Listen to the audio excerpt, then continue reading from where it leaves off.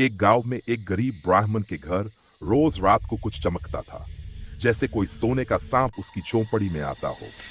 गांव वाले कहते उसके घर देवता आते हैं, पर असली सच तो सिर्फ वही जानता था, और वो सच उसकी जिंदगी बदलने वाला था। लेकिन कैसे? जानिए इस रहस्यमयी कहानी में। कहानी की शुरुआत बहुत समय पहले एक गांव में हरिदास नाम का गरीब मगर ईमानदार ब्राह्मण रहता। वो रोज पूजा करता, लोगों के यहाँ भिक्षा मांगकर घर चलाता।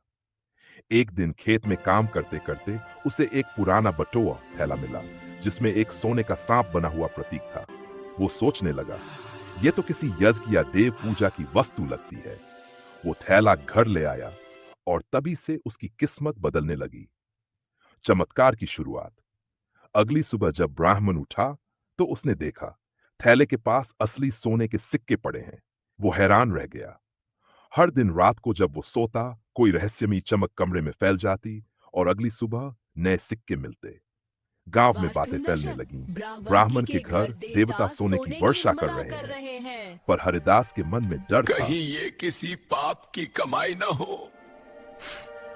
एक रात उसने जागते रहने का निश्चय किया। धीरे धीरे झोंपड़ी में पुकार की आवाज आई।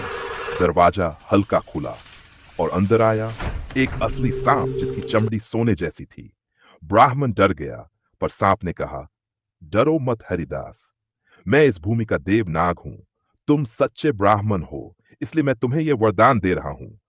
पर लोभ मत करना, वरना यह सोना तुम्हें खा जाएगा।